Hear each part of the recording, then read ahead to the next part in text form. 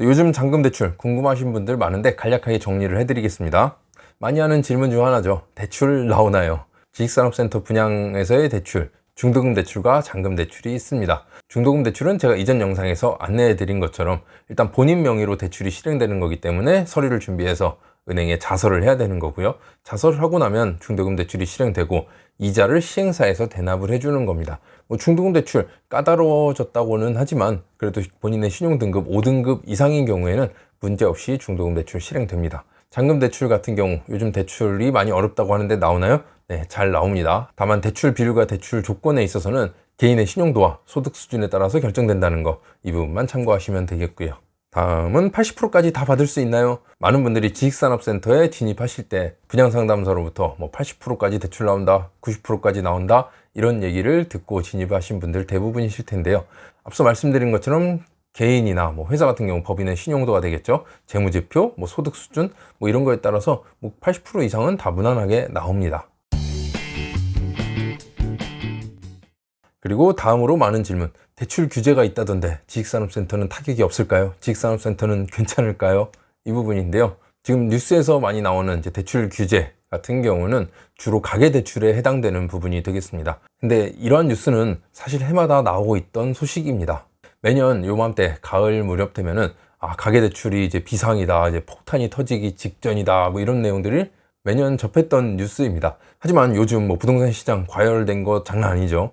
아파트 값도 몇 년 사이에 몇 배가 뛰었고 지금 서울 수도권 지방 할 거 없이 전국이 다 난리입니다. 부동산 시장, 주택 시장이 워낙 이렇게 심각한 상황까지 가다 보니까 이러한 대출 규제에 대한 부분, 이제 대출이 이제 거의 한계에 다다랐다, 폭탄이 터지기 일보 직전이다, 이런 부분들이 굉장히 크게 와닿는 거지. 사실 이런 뉴스들은 매년 접했던 뉴스가 되겠습니다.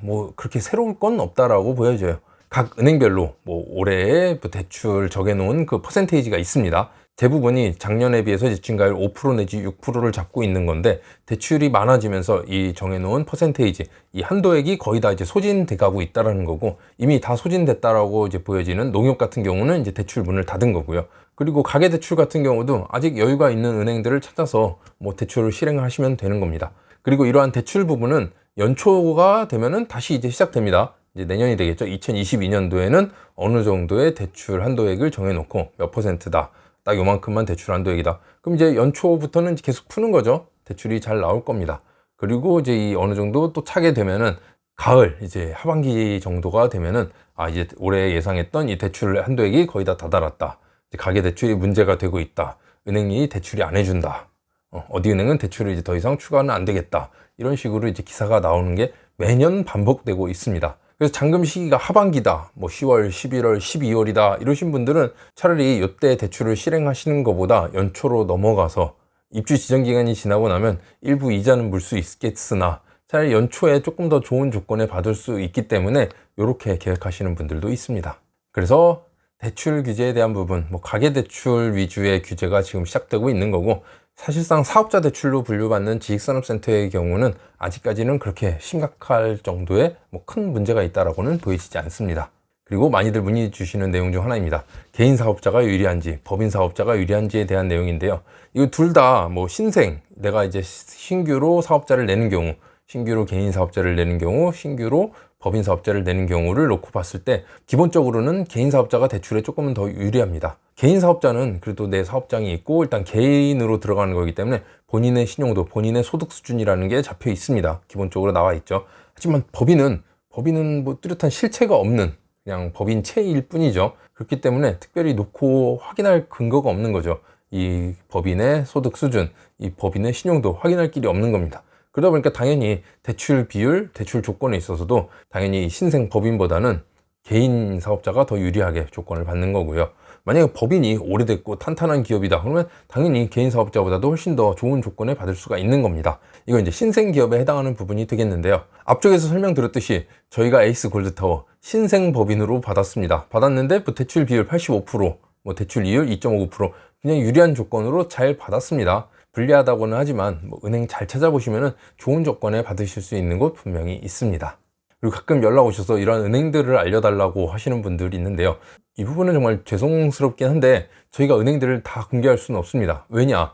이건 좀 양해를 부탁드리는 게 은행별로도 대출 한도액이 정해져 있지만 은행 지점별로도 있습니다. 저희가 알고 있는 이러한 은행들, 저희 통해서 진행하는 손님들 맞춰드리기에도 사실 그렇게 넉넉하지는 않습니다. 이걸 다 공개해서 이 은행들 대출액이 다 나가버리면 정작 필요할 때는 저희가 이용을 못하게 될 수도 있는 것이죠.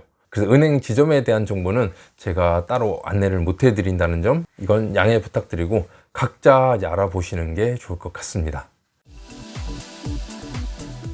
네, 다음은 어디 은행이 좋아요? 라는 질문입니다. 뭐 일금일권 우리가 아는 은행만 해도 많죠. 뭐 국민은행, 우리은행, 하나은행, 신한은행 뭐 여러 가지가 있습니다. 은행도 은행 나름이고 지점별로 다 다릅니다. 그래서 조건은 하나하나 비교해 보셔야 되겠고요.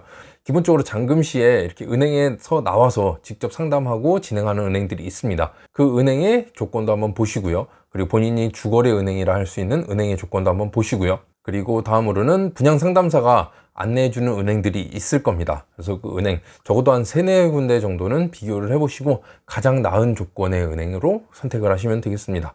이 은행은 뭐 대출을 3년 계약으로 해놨다. 그럼 3년 뒤에는 여기 재계약하거나 아니면 얼마든지 갈아탈 수가 있는 겁니다.